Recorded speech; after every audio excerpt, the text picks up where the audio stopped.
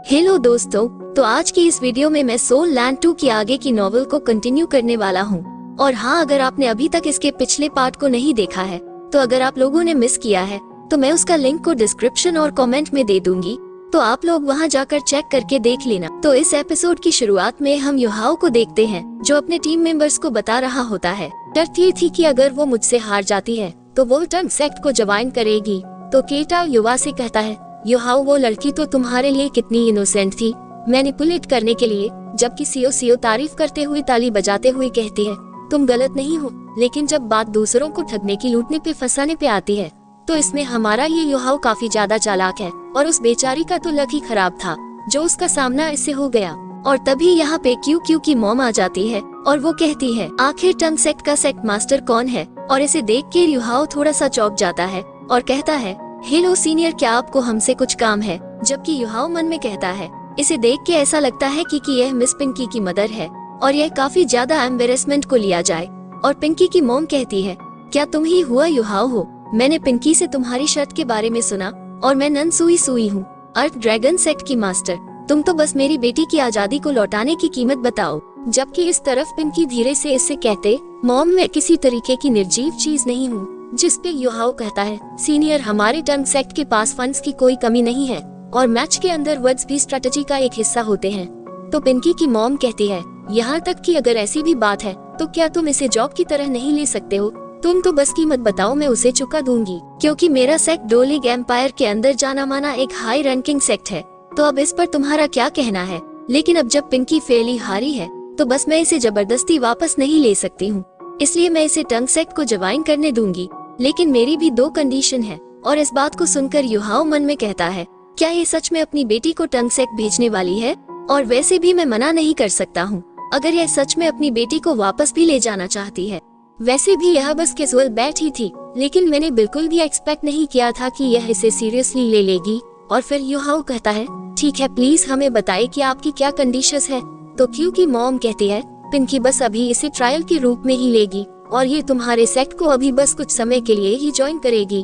और उस time period के बाद अगर इसे अच्छा लगता है और अगर ये वहाँ पे रुकना चाहती है तो यह वहाँ पे रुक सकती है।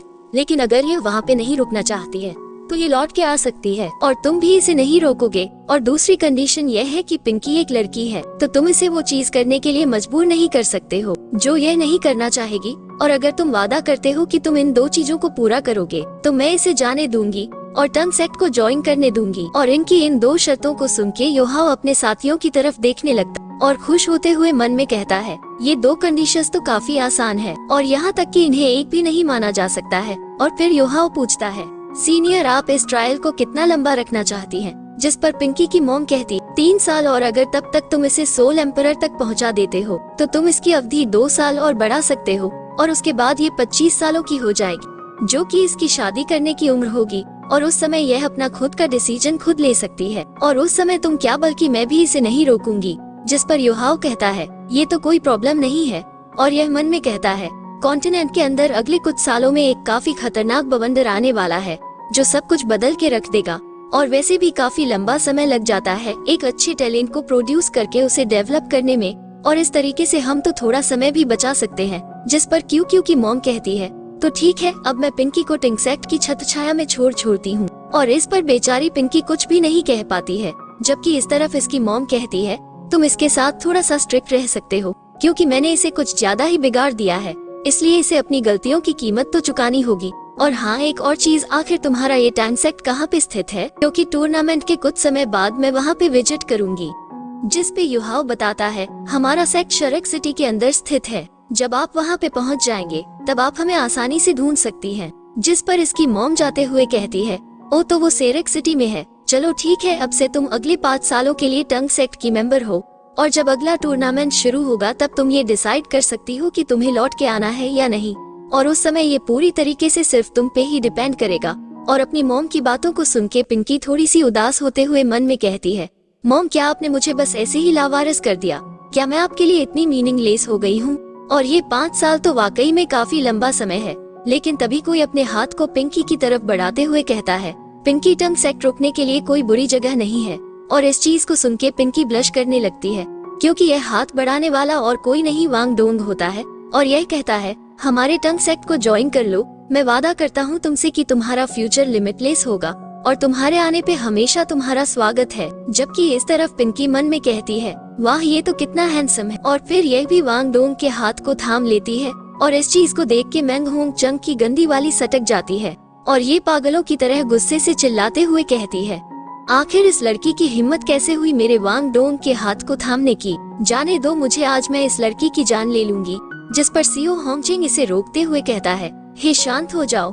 जबकि इस तरफ पिंकी और वांग डोंग साथ में ही बैठे होते हैं और यह पिंकी कहती है, वांग डोंग टांग सेक्ट को ज्वाइन करने के बाद मैं कहाँ पे रुकूंगा। वांग डोंग युहाओ ने लास्ट टूर्नामेंट के अंदर किस मेथड को इस्तेमाल किया था अर्थ ड्रैगन सेक्ट के खिलाफ जीतने के लिए। वांग डोंग तुम तो कितने ज्यादा हैंडसम हो, लेकिन तुम्हारे शोल्डर इतने कम चौड़े क्यों हैं और तुम्हारे पैर भी ज्यादा बड़े नहीं है और अभी तुमने किस साइज के शूज को पहन रखा है। और पिंकी के इतने सवालों को सुन के वांग डोंग ने अपना माथा पकड़ लिया होता है और यह मन में कहता है, देख के ऐसा लगता है कि मैंने वापस से गलती कर दी है। ये तो वाकई में काफी ज्यादा सवाल पूछती है। और वांग डोंग कैसे माथा पकड़ा देख पिंकी इससे पूछती है, वांग डोंग अचानक से तुम्हें क्या हो गया, क्या तुम बीमार हो क्या, मैं तुम्हें चेक कर सकती हूँ। जबकि इस तरफ इन सारी चीजों को होते हुए देख के युहाओ हंस रहा होता है और तभी अनाउंस किया जाता है कि जो अगला मैच है वो होली स्पिरिट कल्ट और हेवनली कैपिटल एकेडमी के बीच होना है। और होली स्पिरिट का सुनके टांग सेक्ट तुरंत ही अपना सारा ध्यान एरिना के अंदर देने लगती है और तभी हम होली स्पिरिट के एक सोल मास्टर को एरिना में आते हुए देखते हैं और इन्हें देख के युहाओ मन में कहता है, ये लोग असल में पार्टिसिपेट कर रहे हैं। और यहाँ तक कि वैसे इस बंदे के पास सिर्फ 5 सोल रिंग्स ही हैं, लेकिन इसकी बॉडी के अंदर से एक कोल्ड ऑरा एमिट हो रहा है जो कि आसानी से अपने अपोनेंट को हिला के रख सकता है। जबकि इस तरफ ये जो बंदा होता है ये कहता है, इविल सोल मास्टर की शो होने की हिम्मत कैसे हुई। और जैसे इन दोनों का मैच शुरू होता है ये बंदा तुरंत ही अपनी सारी सोल रिंग्स को रिलीज कर देता है और काफी तेजी से इसी इविल सोल मास्टर के ऊपर चार्ज कर देता है और यह काफी तेजी से इसकी तरफ बढ़ते हुए अपने सबसे खतरनाक अटैक को आसीस लेस को इस्तेमाल करता है। जबकि इस तरफ ये जो बंदा होली स्पिरिट सेक्ट का इविल सोल मास्टर होता है, जब ये इसे देख रहा होता है तब अचानक से इसकी आंखें अजीब तरीके से ग्लो करने लगती हैं। जबकि इस तरफ ये बंदा अपने वेपन से काफी तेजी से इसकी तरफ बढ़ रहा होता है और यह इसके ऊपर एक काफी खतरनाक स्लैश अटैक भी कर देता है। जबकि इस तरफ इस सिविल सोल मास्टर ने अपनी सोल रिंग्स को भी रिलीज कर दिया होता है और उस बंदे के स्लैश अटैक की वजह से यहाँ पे एक काफी तगड़ा ब्लास्ट होता है जिसकी वजह से इस बंदे को काफी दिक्कत होती है। जबकि इस तरफ रेफरी मन में कहता है, ये तो वाकई में काफी ज्यादा स्ट्रांग है। जबकि इस तरफ इस बंदे ने अपने एक और काफी खतरनाक अटैक को तैयार कर लिया होता है और यह एक ही साथ काफी सारा अटैक्स कर देता है और इस चीज को ऑडियंस भी नहीं देख पा रही होती और वो कहते हैं कि यह तो वाकई में काफी अमेजिंग दिख रहा है और यह आखिर किस तरीके की सोल स्किल है, यहाँ तक कि इसकी वजह से मैं अपनी आंखों को भी नहीं खोल सकता हूँ। और हम देखते हैं कि एक साथ का सारे अटैक्स अरेना के ऊपर लैंड करते हैं और इस खतरनाक से अटैक के बीच में हमें कहीं पर भी वो इविल सोल मास्टर नहीं दिखता है, बल्कि अरेना में बस हमें थोड़ा सा एक डार्क स्मोक दिखता है। जबकि ऑडियंस इस तरफ काफी हैरान होते हुए कहती है, ये सोल स्किल तो कितनी ज्यादा स्ट्रांग थी, क्योंकि यहाँ तक कि जो मेटल ग्राउंड है वो भी यहाँ तक कि इसकी पावर की वजह से टूट गई है। क्या इसका मतलब ये है कि होली स्पिरिट कल्ट का वो जो मेंबर था वो हार गया है? और ये तो हेवनली कैपिटल एकेडमी है जो कि एविल सोल मास्टर्स का नेचुरल दुश्मन है और यहाँ तक कि उस एविल सोल मास्टर को तो अपनी सोल स्किल को भी इस्तेमाल करने का मौका नहीं मिला। और जो भी कहो, इसने जो अभी अभी ये सोल स्किल इस्तेमाल की है वो वाकई में काफी अमेजिंग थी। जबकि इस तरफ युहाओ काफी ज्यादा परेशान होता है और यह कहता है, ये तो काफी ज्यादा डरावना दिख रहा है। तो वांग डोंग पूछता है, आखिर क्या खतरनाक दिख रहा है, क्या तुम उस लास्ट अटैक की बात कर रहे हो? तो युहाओ कहता है, मेरा ये कहने का मतलब होली स्पिरिट कल्ट से है, क्योंकि इसके अपोनेंट ने बिल्कुल भी कभी भी नहीं सोचा होगा और करीब करीब इसे अपनी नॉर्मल आंखों से देख पाना नामुमकिन है। और तभी एक एविल सोल मास्टर कहता है, जाओ। और इस तरफ यह अपनी बात को कंटिन्यू करते हुए कहता है, लेकिन जब मुझे इस बारे में पता चला तब तक काफी ज्यादा देर हो चुकी थी। और तभी हम देखते हैं कि इस बंदे को अचानक से कुछ होने लगा है, क्योंकि अचानक से यह काफी ज्यादा इंजर्ड हो गया और इसके मुंह से खून निकलने लगा है। और हम देखते हैं कि इसके मुंह से अंगीना नैनोसाइज के बग्स निकलते हैं और ये एक ऐसे कीड़े होते थे जिन्हें सिर्फ पर्पल डेमन आई को इस्तेमाल करके ही देखा जा सकता है, इनके काफी छोटे साइज की वजह से। लेकिन जब तक मुझे इस बारे में पता चला उससे पहले ही ये कीड़े इसकी बॉडी के अंदर एंटर कर चुके थे और हम देखते हैं कि वो बंदा अनकॉन्शियस होकर जमीन पर पड़ गया और उसके मुंह से खून निकले ही जा रहा है। और युहाओ थोड़ा घबराते हुए कहता है, हेवनली कैपिटल एकेडमी का ये जो पार्टिसिपेंट है यह मारा जा चुका है वो सिविल सोल मास्टर की एबिलिटी की वजह से। जबकि इस तरफ रेफरी ये सिविल सोल मास्टर के ऊपर चिल्लाते हुए कहता है, आखिर तुमने इसे क्यों मारा? हेवनली कैपिटल एकेडमी के टीचर जल्दी से एरिना स्टेज के ऊपर आइए। और ये टीचर कहता है, अब ये और ज्यादा कंपटीशन नहीं रह गया है, बल्कि यह तो एक खूनी खेल बन गया है। जबकि ऑडियंस भी इसकी बात से सहमत होती है और कहती है, ये सच कह रहा है। आखिर वो लोग इतने भी क्रूल कैसे हो सकते हैं? ये तो वाकई में काफी डरावना है। तो दूसरा कहता है, ना जाने इस होली स्पिरिट सेट के साथ क्या दिक्कत है। जबकि इस तरफ जति आरन कहता है, प्लीज अपने लोगों को बता दीजिए कि वो ज्यादा ना करें, वैसे भी बस ये एक कंपटीशन ही है। और ये लेडी जूत आरन से कुछ भी नहीं कहती, लेकिन ये बाकी सभी से कहती है। यहाँ पे ऐसा कोई सा भी रूल नहीं जो ये कहता हो कि इस टूर्नामेंट के अंदर कोई मरना नहीं चाहिए। और अगर तुम लोगों के पास एबिलिटी है तो तुम लोग भी हमारे लोगों को मार सकते हो अगर तुम चाहो। और भाई लोग, ये लड़की वाकई में काफी जानी पहचानी सी लग रही है। आप लोगों को क्या लगता है कि यह लड़की कौन है? और वीडियो में आगे बढ़ने से पहले अगर आप लोगों ने इस चैनल को सब्सक्राइब या फिर वीडियो को लाइक नहीं किया तो जल्दी से कर दीजिए, क्योंकि भाई लोग वीडियो बनाने में वाकई में काफी ज्यादा मेहनत लगती है। तो प्लीज इस वीडियो के ऊपर 300 लाइक्स कर दें। फिर चलिए वापस से कंटिन्यू करते हैं। और इस लड़की की बात को सुन के इस टीचर को काफी गुस्सा आ जाता है और ये अपने स्टूडेंट को लेके यहाँ से जाते हुए कहता है, हम अब और ज्यादा नहीं लड़ेंगे, हम क्विट करते हैं। सभी लोग चलो यहाँ से चलते हैं। जबकि ऑडियंस कहती है, इन लोगों ने तो हद ही कर दी, ये लोग तो वाकई में काफी ज्यादा क्रूल है।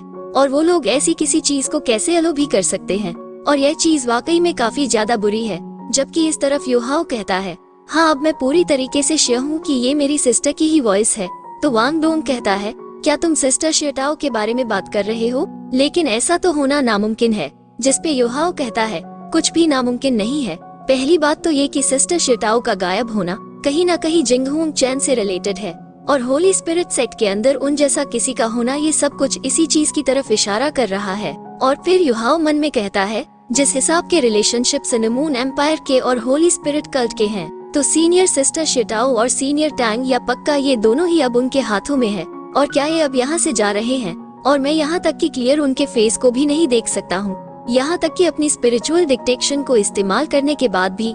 और युहाओ सिस्टर शेटाओ को देखने की काफी कोशिश करता है, लेकिन देख नहीं पाता है। मुझे अपनी स्पिरिचुअल एनर्जी को इस्तेमाल करके एक वॉइस ट्रांसमिशन उन तक भेजने की कोशिश करनी चाहिए। और अगर ये सच में सिस्टर शेटाओ हुई तो फिर इनके ऊपर कम से कम थोड़ा सा तो असर होगा। और फिर युहाओ करता भी ऐसा ही है, ये अपने वॉइस ट्रांसमिशन को सिस्टर ज़ियाटाओ तक भेजता है, लेकिन इसकी तरफ से कोई भी रिएक्शन नहीं होता है। तो युहाओ मन में कहता है, कोई भी रिस्पांस नहीं मिला। और एक बारी को ऐसा दिखा जैसे कि उनकी आवाज एक पल के लिए रुक सी गई हो, लेकिन ये भी ऐसा दिखता है जैसे कि कभी कुछ हुआ ही नहीं। मैं सच में इस चीज का आंसर पता नहीं लगा पा रहा हूँ। सिस्टर ज़ियाटाओ बताओ, क्या ये सच में आप ही हैं? और इसी के साथ हमारा एपिसोड यहीं पर एंड हो जाता है। यदि अगर आप लोगों को वीडियो थोड़ा सा भी अच्छा लगा हो, लाइक शेयर सब्सक्राइब दबा के करना, और हाँ कमेंट करके बताना कि वीडियो कैसे लगा। अच्छा लगा हो, इंतजार करना। मिलते हैं अगले वीडियो में।